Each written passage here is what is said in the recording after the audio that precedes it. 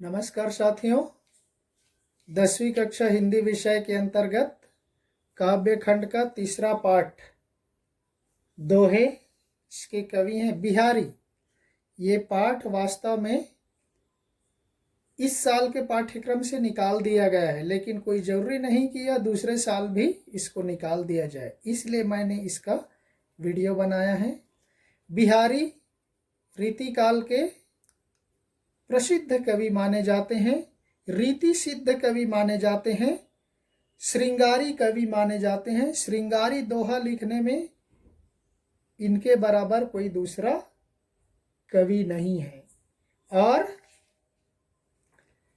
बिहारी का जन्म 1595 में ग्वालियर में हुआ। इनके काव्य गुरु थे आचार्य केशवदास।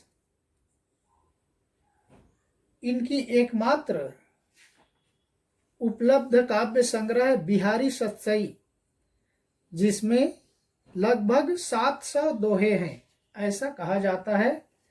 इनकी मृत्यु हुई 1663 में। इनकी भाषा है ब्रज भाषा, शुद्ध ब्रज भाषा। मैंने वहां पर लिख दिया है, देखिए प्रयोग में। तो साथियों, बिहारी के संदर्भ में कहा जाता है, जो गागर में सागर भरने वाला मुहावरा कहा जाता है। मुहावरे है गागर में सागर भरना, अर्थात कम में अधिक कहना। उस मुहावरे को चरितार्थ करता है बिहारी। इसीलिए यहाँ पर उनका एक प्रसिद्ध दोहा है, देखिए। मांझी पहुंची चमकाई, युद्ध प्रतिभा जतन अनेक, दीर्घ जीवन विविध सुख, रची सतसई एक। उन्होंने अपने संपूर्ण जीवन काल में केवल एक ही ग्रंथ की रचना की, जिसका नाम है बिहारी सतसई, जिसमें लगभग 700 दोहे, 720 तक मानते हैं। और इसके दोहे इतने प्रभावशाली हैं कि इनके प्रत्येक दोहे पर जयपुर नरेश राजा जय सिंह के द्वारा एक एक असरफी प्रदान किया गया। मोहरे, सोने की मोहरे प्रदान की गई थी।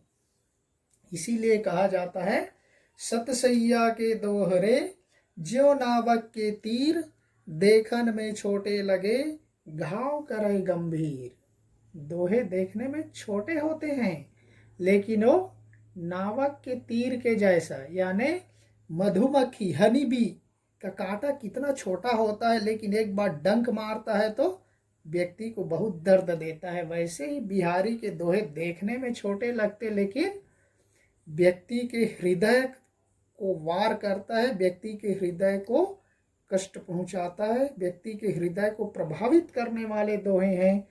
इसीलिए देखने में छोटे लगने के बावजूद व्यक्ति के अंदर तक असर होता है। घाव करे गंभीर। तो आइए, ये नीति परक लोक व्यवहार से संबंधित श्रृंगारिक दोहे प्रस्तुत है। दोहा नंबर 1 देखिए। सोहत ओढ़ है पीतु पटु, श्याम सलौने गात, मनो नीलमणि शैल पर, आतप पर्यव प्रभात।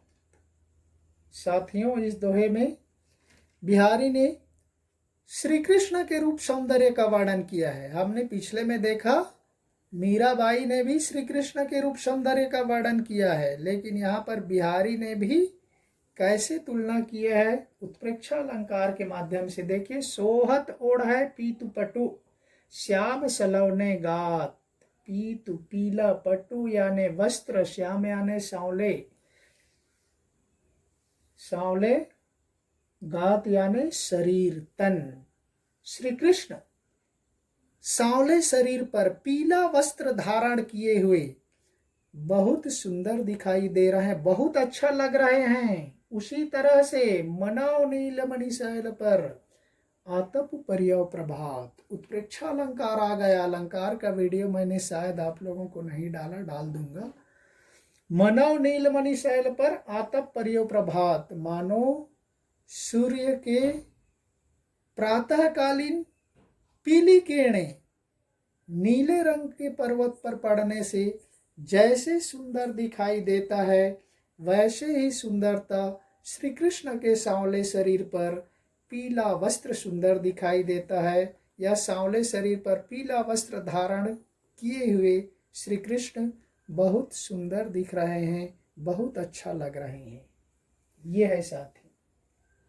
दूसरा, कहलाने एकत बसत अहि मयूर मृगबाग, जगत तपोवन सौ कियो दीरघ दाघ निदाग।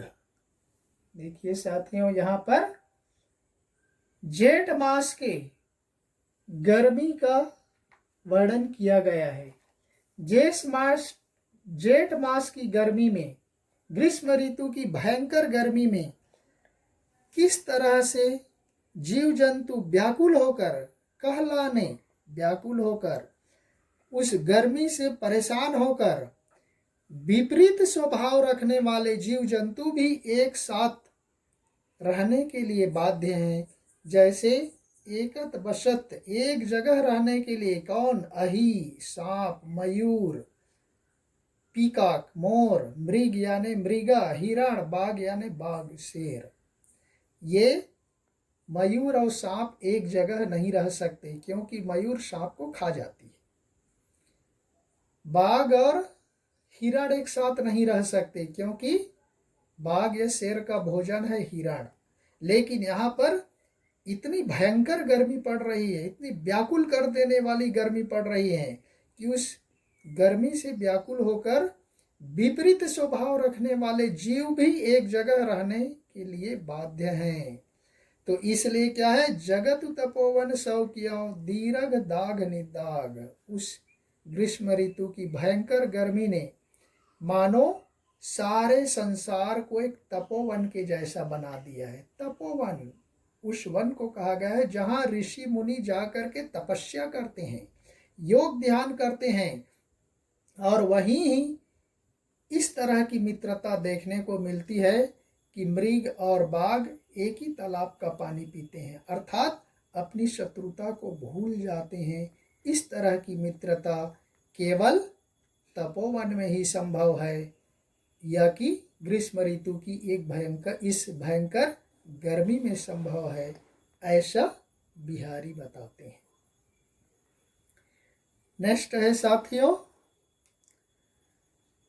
थर्ड वाला, बतरस लालच लाल की मुरली धरी लुकाई, सौह करे भवहनु हसे दैन कहे नटी जाई।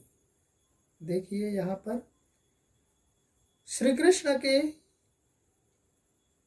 गोपियों के प्रभाव का यहाँ वर्णन किया गया है। गोपियां किस तरह से श्री कृष्ण से बात करने के लालच में कैसे करती हैं, उसी का यहाँ पर वर्णन किया गया है। बतरस लालच लाल की मुरली धरी लुकाई, भाव करे सौहनी हसे दैन कहे नटी जाई। तो साथियों, बतरस लालच लाल की श्री कृष्ण से प्रेम पूर्वक रस भरी बातें करने के लालच में गोपियां क्या करती हैं?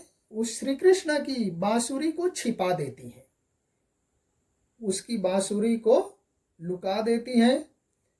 और जब श्री कृष्ण उस बांसुरी को ढूंढने लगता है, गोपियों से मांगने लगते, तो गोपियां कहती हैं, सौह करे, सौगंध खाती हैं, कसम खाती हैं, हमने तो आपकी बांसुरी को कभी देखा ही नहीं। भवहनु हंसे, लेकिन एक दूसरी गोपियां एक दूसरे के आंखों में बाहों से इशारे कर करके हंसने लगती हैं। जब श्री कृष्ण फिर से मांगने लगते, मेरी बांसुरी को दे दो, क्योंकि बांसुरी के बगैर श्री कृष्ण नहीं रह सकते, तो वह दैन कहे नटी जाई, देने से साफ इनकार कर देती हैं, मना कर देती हैं। तो इस तरह से श्री कृष्ण की बांसुरी के ऊपर गोपियों को ईर्ष्या होती थी, क्योंकि श्री कृष्ण उस बांसुरी को अपने होठों पर लगा के रखती हैं। इसलिए गोपियां समझती हैं कि उस श्री कृष्ण की उस बांस की बांसुरी में क्या है जो उस पर मोहित रहते हैं, और हम लोगों को छोड़ करके श्री कृष्ण अपनी बांसुरी बजाने में व्यस्त रहते हैं। इसलिए गोपियां उस बांसुरी को छिपा देती हैं। तो इस तरह से कहलाने एकत बसत वाला पिक्चर इधर हमने डाल दिया है साथियों। देखिए किस तरह से सांप और मयूर, शेर, बाघ और हिरण कैसे विपरीत स्वभाव रखने वाले जीव भी उस ग्रीष्म ऋतु के प्रभाव से बचने के लिए एक जगह रहने के लिए विवश है। तो इस तरह से अगले वीडियो में बाकी बचे हुए दोहों को हम पूरा करेंगे। हम यहीं पर विराम देते हैं। धन्यवाद। जय हिंद।